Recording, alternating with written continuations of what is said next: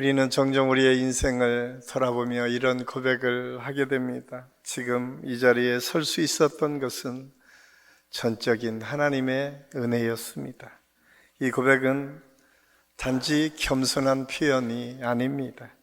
그것은 인생의 기쁜 순간, 우리 힘만으로는 도저히 살아낼 수 없는 순간순간마다 도와주셨던 하나님의 손길을 느끼는 사람이라면 언제나 그런 고백을 할 수밖에 없는 것을 알 수가 있습니다.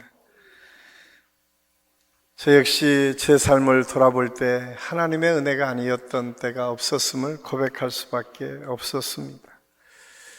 그럼에도 종종 우리는 연약해서 그 은혜를 잊고 살 때가 참 많이 있습니다. 성경인 목사님의 은혜라고 하는 찬양의 가사처럼 내가 누려왔던 모든 것들이, 내가 지나왔던 모든 시간이, 내가 걸어왔던 모든 순간이 당연한 것 아니라 은혜였는데 우리는 마치 당연한 것처럼 살아갈 때가 참 많이 있는 것을 발견하게 됩니다. 우리가 농사 짓는 농부들도 씨를 뿌려서 열심히 가꿉니다. 그런데 그렇게 열심히 가꾼다고 많은 열매가 맺혀집니까? 햇빛이 잘 들어야 되고 적당한 바람이 불어줘야 되고 때가 되면 비가 내려줘야만 아름다운 열매를 맺을 수 있는 것과 같이 우리 인생도 그렇습니다. 우리가 다 한 것처럼 여겨지고 내가 이렇게 힘들고 어려울 때마다 내가 가꿔서 이 사업을 이루고 내가 이 가정을 이렇게 만들어가고 내가 이렇게 잘해서 좋은 교회, 아름다운 교회를 세운 것 같은데 그 모든 상황들을 되돌아보고 돌이켜보면 그 어느 것 하나 하나님의 은혜의 손길이 안 미친 것이 없음을 고백할 수밖에 없습니다. 오늘이 벌써 2024년 11월 넷째 줄, 이제는 조금 지나면 2024년도 끝나고 새로운 해 2025년을 맞이하게 됩니다. 태양력은 그런데 사실 교회력으로 보면 오늘이 2024년 마지막이에요. 교회력은 대림절부터 시작하거든요. 그런데 그 대림절은 성탄절을 역산으로 해서 4주 전부터 대림절이 시작되는데 대림절부터 새로운 해가 시작된다라고 하는 것은 아주 특별한 의미가 그 속에 감춰져 있어요. 모든 교회의 시작, 모든 신앙의 시작, 모든 인생의 시작은 어쩌면 예수 그리스도를 기대하고 소망하는 그 믿음에서부터 출발한다는 사실을, 이 교회력이 대림절부터 시작한다는 사실을 통해서 우리가 알 수가 있습니다. 여러분은 2024년을 어떻게 마감하고 2025년을 어떻게 맞이하기를 원하십니까? 저는 오늘 말씀을 준비하면서 우리 한식교 모든 성도들이 대림절을 새롭게 시작하고 새해를 시작하는 것처럼 우리의 마음속에서부터 예수 그리스도를 기대하고 소망하는 믿음을 통해서 새해를 시작하고 한 해를 마무리하는 은혜가 있기를 간절히 소원합니다. 그것이 믿음의 사람의 삶의 모습이어야 됩니다. 그런 믿음의 삶을 살아내기 위해서 우리에게 필요한 것은 무엇일까요? 가장 중요한 것은 우리의 삶의 전 영역 속에 함께 해주신 하나님의 은혜를 찾아내서 그것을 감사할 수 있을 때에 우리의 삶이 더 풍성해지는 것들을 경험하게 됩니다. 제가 어떤 TV 프로그램을 보니까 그런 얘기를 하더라고요. 그냥 혼자 떨어져 있으면 아무리 성공해도 그것이 성공이 아니라는 거예요. 여러분, 우리가 성공하는 것은 누군가가 나를 인정해주는 욕구 때문에 성공할 수 있다는 거예요. 가만히 생각을 해보니까 그것이 맞는 말인 것 같아요. 여러분이 지금 혼자 사는 섬에 떨어져 있다고 생각해 보세요. 여러분이 아무리 많은 돈을 갖고 있고 아무리 건강한 모습을 가지고 있고 그 속에서 혼자 천년만년을 산다고 한들 여러분 안에 기쁨이 있겠습니까? 여러분 안에 정말 즐거움이 있겠습니까? 가만히 생각해 보면 우리가 얻는 기쁨, 행복, 은혜도 어쩌면 누군가가 옆에 있기 때문에 더 기뻐질 수 있고 더 은혜가 될 수 있다는 사실을 우리가 부정하기 어렵습니다. 2024년 이제 얼마 남지 않은 이 기간 한 해를 돌아보며 저는 우리 안식교 모든 성도들이 순간순간마다 우리와 함께 하셨던 그 하나님의 은혜를 찾아내는 기쁨과 은혜가 있을 수 있기를 간절히 소원합니다. 그러면 두 가지 유익이 있습니다. 하나는 그 기쁨을 통해서 그 은혜를 통해서 더 풍성한 하나님의 은혜를 경험하게 됩니다. 또 하나는 그것이 앞으로 우리의 삶의 열쇠가 되어서 우리가 힘들고 어려울 때마다 하나님께서 주시는 은혜의 역사가 어떻게 이루어지는지를 알기에 내가 이렇게 하나님의 뜻을 거역했을 때는 안 됐는데 이런 하나님의 은혜를 위해서 내가 참고 견디니까 하나님께서 이렇게 해결해 주셨다라고 하는 사실을 찾아내기 시작하고 그것을 통해서 더 풍성한 하나님의 은혜를 누리게 됩니다. 이 사실을 오늘 사도 바울은 고린도전서 15장에서 그런 고백을 합니다. 나의 나된 것은 하나님의 은혜였습니다. 지금까지 내가 하나님의 은혜를 통해서 주님의 복음을 증거하고 하나님의 역사를 이루어가는 놀라운 능력들이 나타났지만 그 모든 것이 하나님의 은혜였습니다 라고 하는 고백이 오늘 사도 바울의 고백입니다. 저는 우리 안식교 모든 성도들의 고백도 이 사도 바울과 같은 고백이 저와 여러분의 고백이 될 수 있기를 간절히 소원합니다.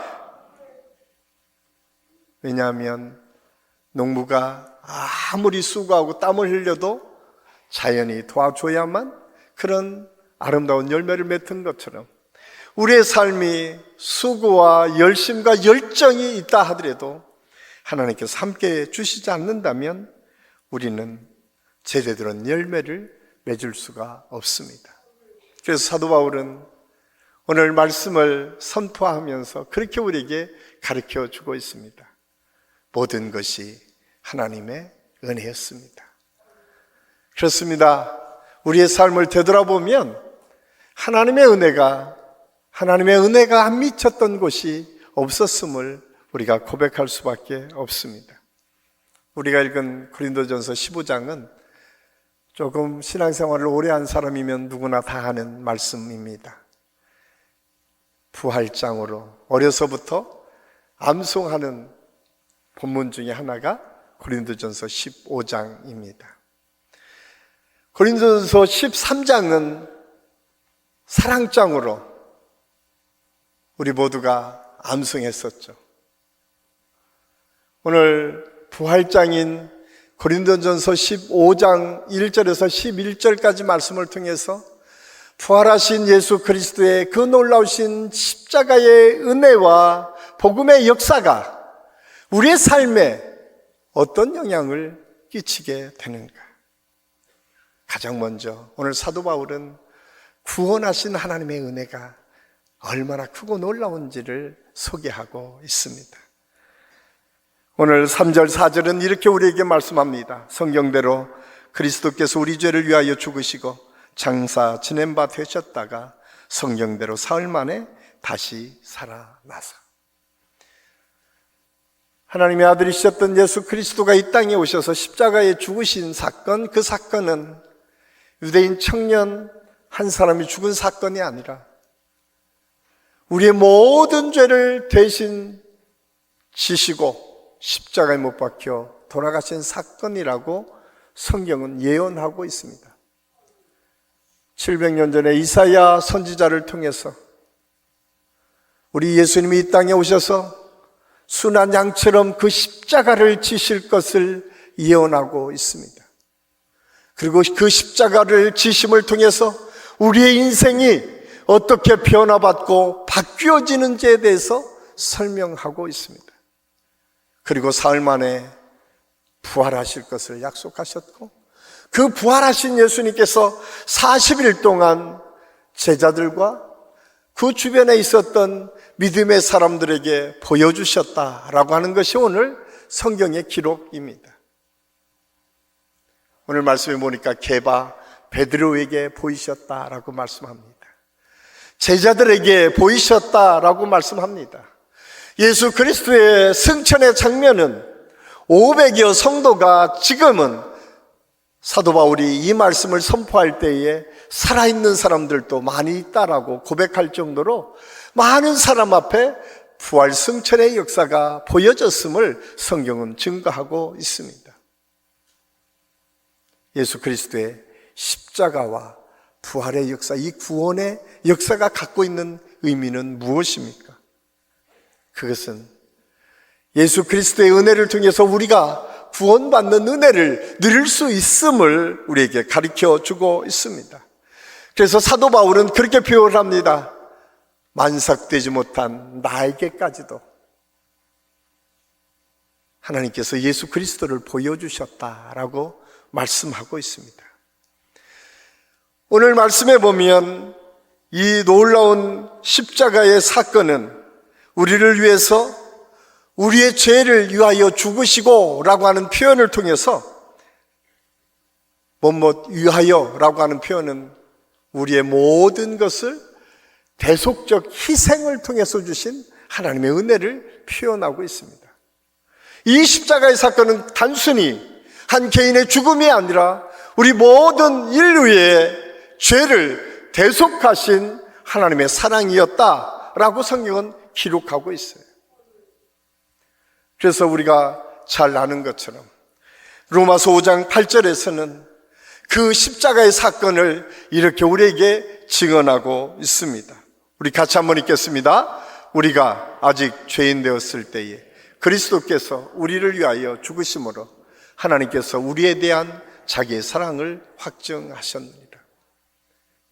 하나님께서 십자가에 예수님이 죽이신 사건은 하나님이 우리를 얼마나 사랑해 주시는지를 아는 사건이다라고 말씀하고 있어요.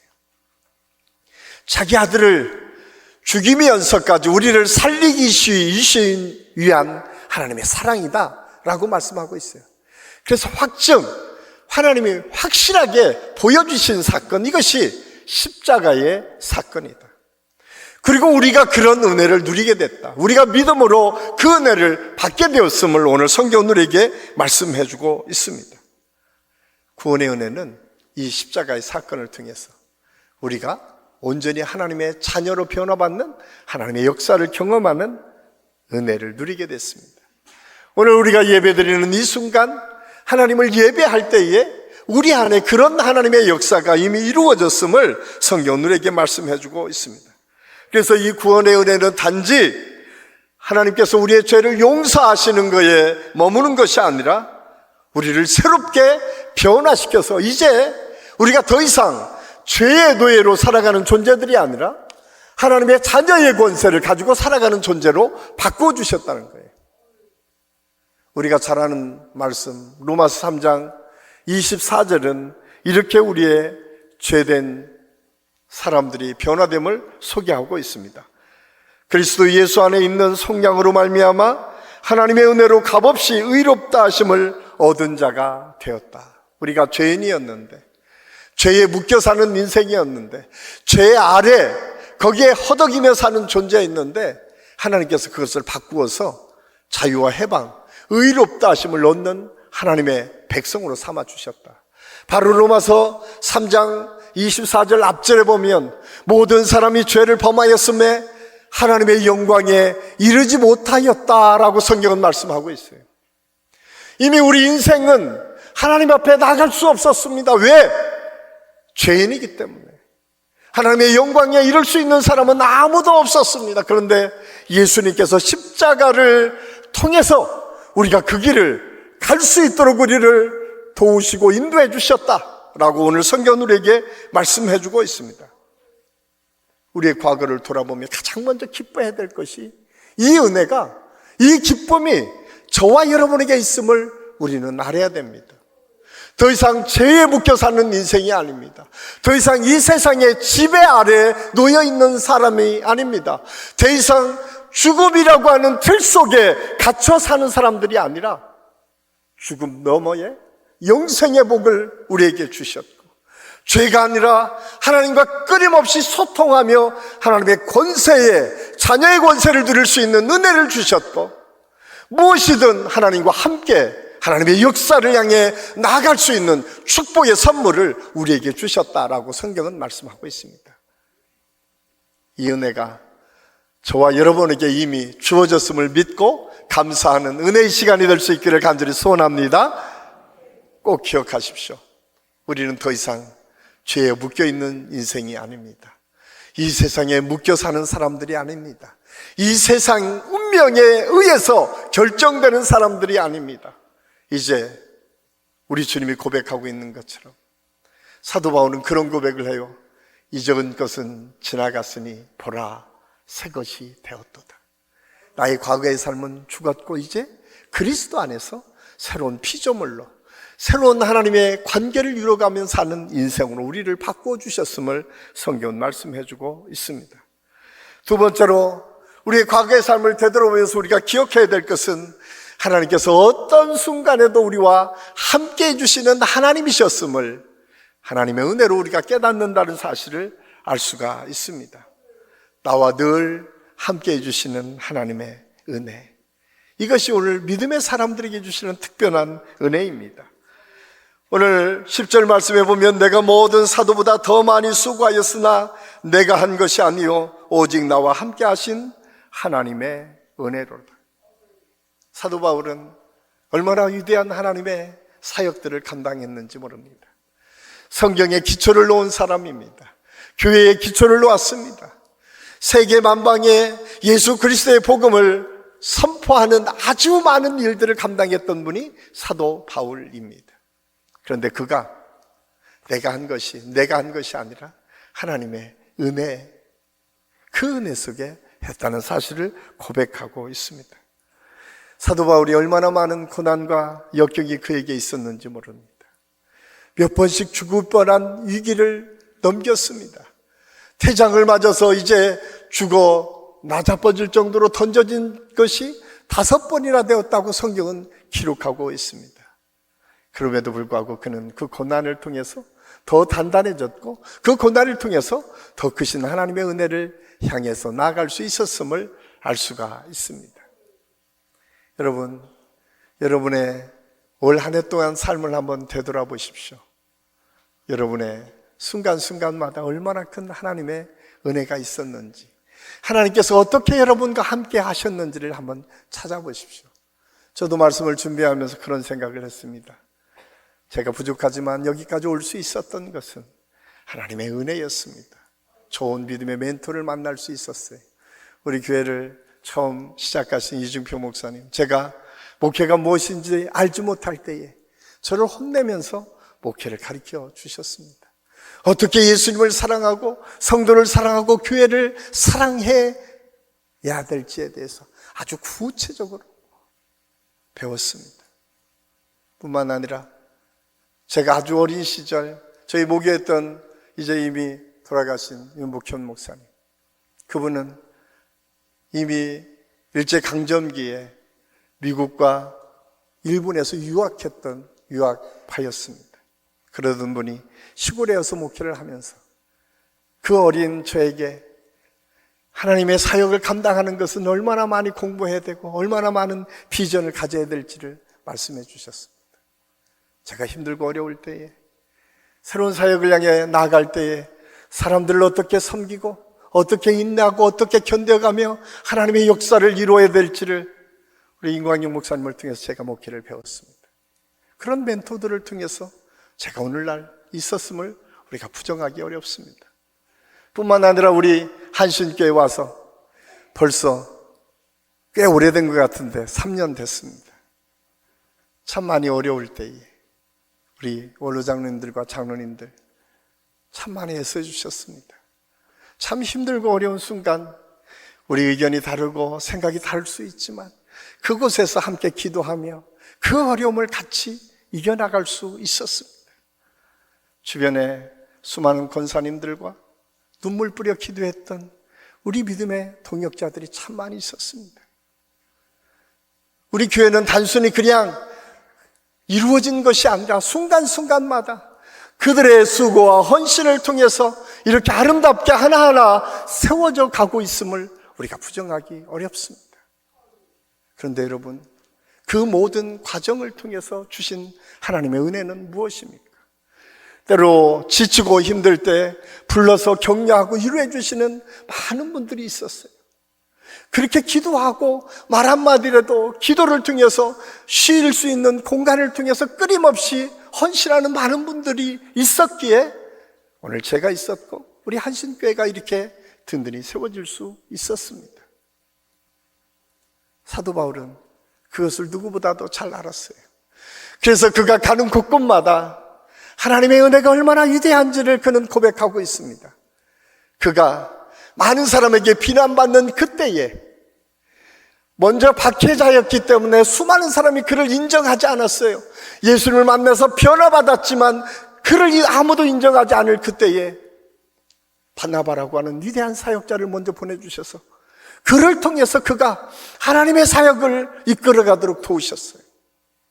뿐만 아니라 브리스길라와 아굴라, 디모데, 실라, 수많은 믿음의 동역자들을 통해서 하나님의 역사들이 만들어졌음을 말씀하고 있습니다. 여러분, 여러분의 삶은 어떻습니까? 여러분은 여러분이 잘해서 가정이 잘 이루어진 것 같습니까? 여러분의 사업이 잘 이루어진 것 같습니까? 아닙니다. 하나님께서 도와주셨는데 때로는 사람을 통해서 도와주시기도 하고 때로는 환경을 통해서 도와주시기도 하고 때로는 내가 힘들고 어려울 때 나를 다시 일으켜 세워주심으로 하나님께서 함께 하실 때가 있음을 우리는 잊어서는 안 됩니다. 사실 사도 바울에게는 남에게 말 못하는 아픔이 있었습니다. 그래서 성경에 보면 육체적 가시가 있었다라고 그는 고백하고 있어요. 얼마나 그 육체적 가시가 힘들었는지 한번 3번씩이나 하나님께 기도했다라고 그는 고백하고 있어요. 그때 하나님께서 그 기도의 응답을 이렇게 해주셨습니다. 고린도후서 12장 9절 말씀입니다. 우리 같이 한번 읽겠습니다. 나에게 이르시기를 내 은혜가 내게 족하도다. 이는 내 능력이 약한 데서 온전하여 짐이라 하신지라. 그러므로 도리어 크게 기뻐함으로 나의 여러 약한 것들에 대하여 자랑하리니 이는 그리스도의 능력이 내게 머물게 하려 함이라. 아멘. 육체적 가시, 어떤 사람은 그것이 안질이고 어떤 사람은 간질이었을 것이다 라고 얘기합니다. 그런데 그 아픔이, 오늘 사도 바울은 그런 고백을 해요. 이 아픔 때문에 내가 하나님을 더 찾았습니다. 이 고통 때문에 내가 자고하지 않고 더 겸손하게 하나님 앞에 무릎 꿇을 수 있었습니다. 내 이 연약함을 하나님께서 오히려 바꾸어서 강함으로 하나님의 역사를 이루어가는 동력으로 사용해 주셨습니다. 사랑하는 성도 여러분, 혹시 여러분 지금 여러분 삶의 가운데에 이런 가시가 여러분을 지금 찌르고 있습니까? 아니면 여러분이 감당하기 어려울 만큼 어려움이 여러분 앞에 놓여 있습니까? 오늘 성경이 다시 한번 우리에게 도전해 주시는 것은 그 연약함을 바꾸어서 강함으로 우리를 세워가시는 하나님의 은혜를 경험할 수 있기를 간절히 소원합니다. 꼭 기억하십시오. 하나님은 우리를 포기하지 않습니다. 하나님은 우리 예수님을 통해서 이렇게 우리에게 말씀해 주고 있어요. 요한복음 14장 16절에서 18절까지 말씀입니다. 우리 같이 한번 읽겠습니다. 내가 아버지께 구하겠으니 그가 또 다른 보혜사를 너에게 주사 영원토록 너희와 함께 있게 하리니 그는 진리의 영이라 세상은 능히 그를 받지 못하나니 이는 그를 보지도 못하고 알지도 못함이라. 그러나 너희는 그를 아나니 그는 너희와 함께 거하시며 또 너희 속에 계시겠습니다. 내가 너희를 그와 같이 아멘. 여러분, 하나님께서 우리를 그와 같이 버려두지 않겠다는 거예요. 너희 지치고 힘들고 어려운 그 상황 속에 너희들을 그냥 버려두지 않으시겠다는 거예요. 내가 너희를 알고 있지 않니? 내가 너희와 함께 한다고 아주 분명하게 선언하고 말씀해 주고 있습니다. 우리가 잘 아는 예화 하나가 있습니다. 어떤 사람이 눈길을 쭉 걸어가고 있는데 예수님과 함께 걸어가니까 발자국이 2개 있었다는 거예요. 그런데 어느 날 발자국이 하나 있고 그 다음에 또 2개가 있는 거예요. 가만히 생각해보니 그때가 자기가 가장 어려울 때였어요.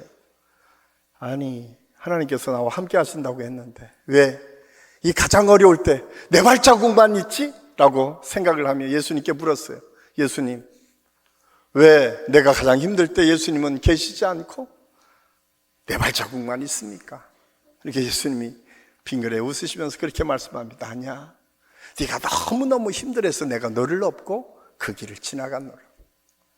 사랑하는 성도 여러분, 지금 참 힘든 문제 때문에 힘드십니까? 오늘 주님께서 여러분을 업고 가시기를 원하십니다. 그리고 그 없는 자리에 우리 주님께서 하나님의 능력을 우리에게 부어주실 줄로 믿습니다. 꼭 기억하십시오. 하나님께서는 우리의 삶을 그냥 버려두지 않으시고 하나님의 놀라우신 능력으로 우리를 채워가시는데 요한일서 5장 4절 말씀에 보면 이렇게 우리에게 말씀하고 있습니다. 우리 같이 한번 읽겠습니다. 무릇 하나님께로부터 난 자마다 세상을 이기느리라. 세상을 이기는 승리는 이것이니 우리의 믿음이니라. 아멘. 여러분, 세상을 이기는 것은 믿음입니다.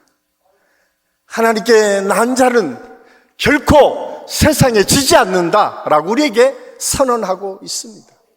저는 오늘 이 예배를 통해서 우리 모든 성도들의 마음속에 이 세상을 이기는 믿음을 소유하고 그 믿음을 통해서 하나님의 역사를 계속 이어가는 축복을 경험할 수 있기를 예수님의 이름으로 간절히 축원합니다.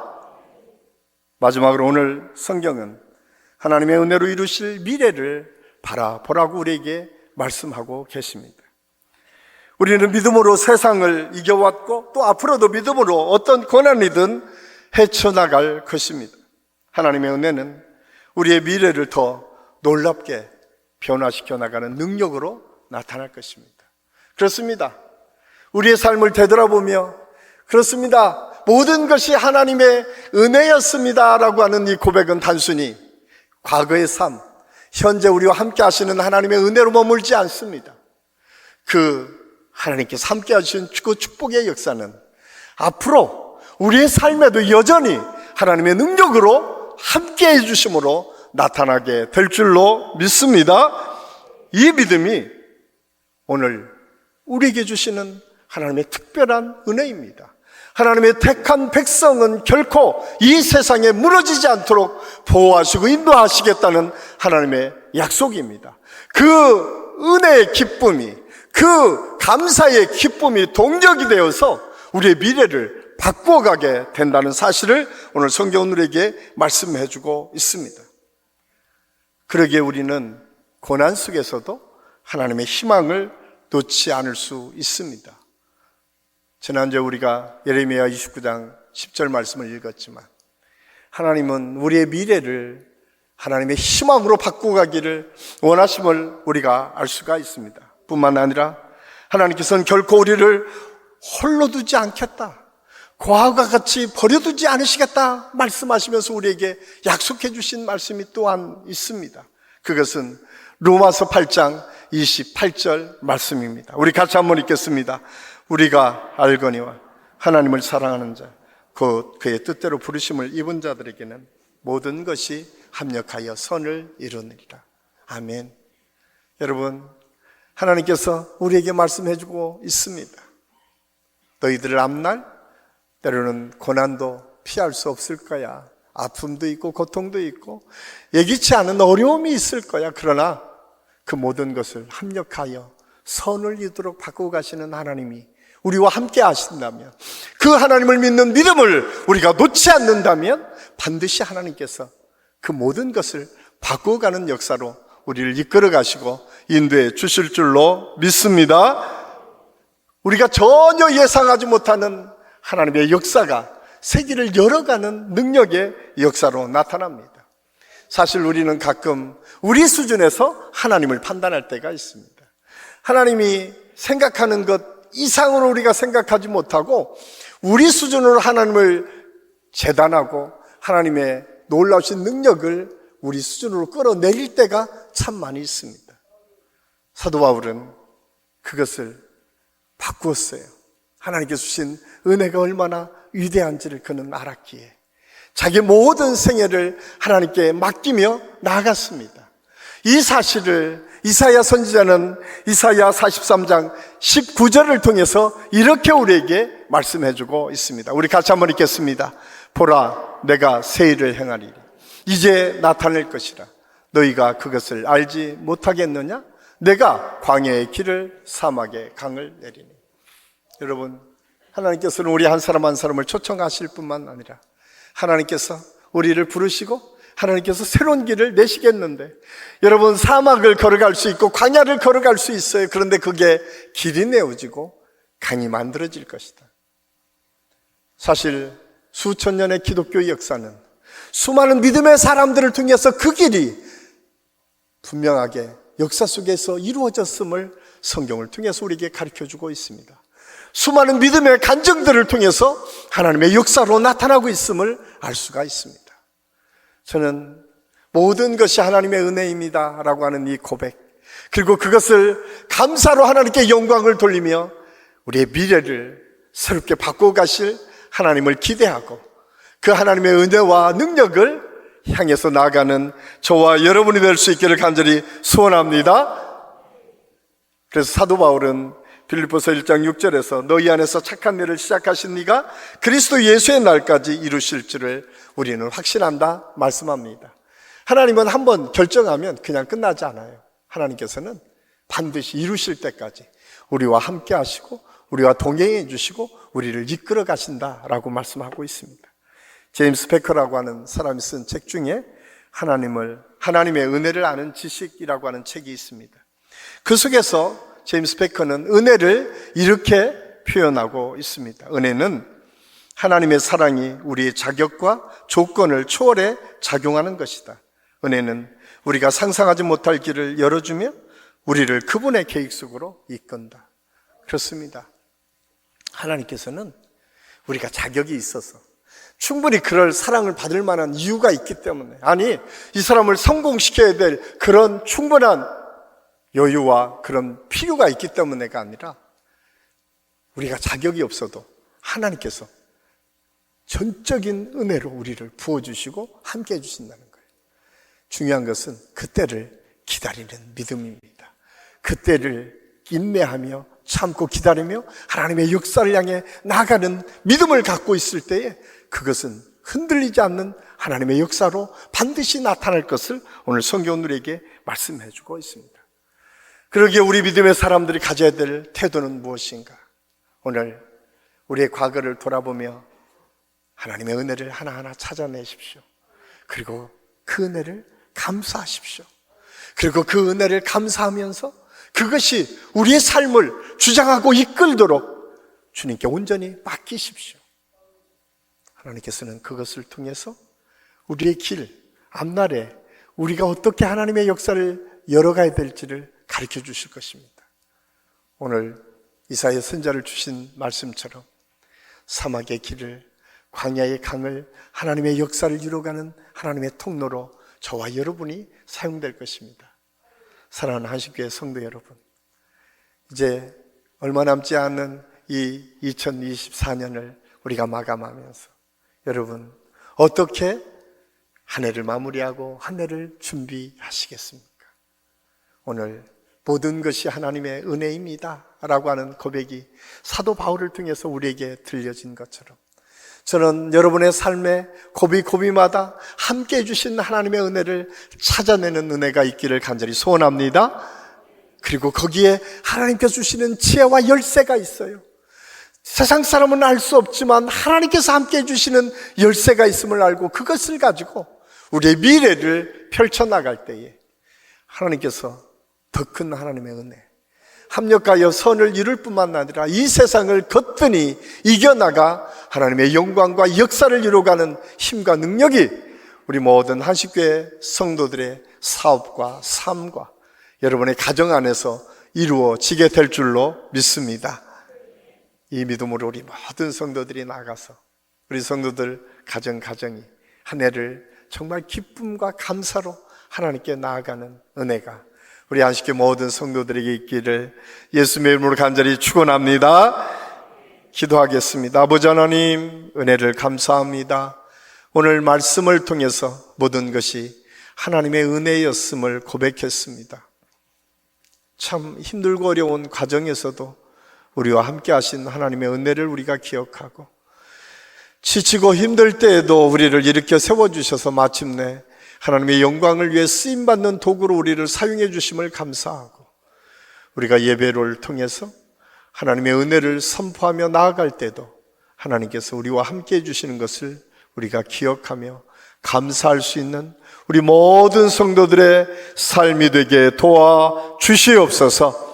그래서 그 은혜의 힘을 가지고 앞으로 열어갈 하나님의 놀라우신 능력과 하나님의 놀라우신 비전을 하나하나 만들어가고 이루어가는 축복의 역사가 우리 안식교 모든 성도들의 가정과 삶에서 이루어지게 도와주시옵소서. 예수님의 이름으로 감사드리며 기도하옵나이다. 아멘.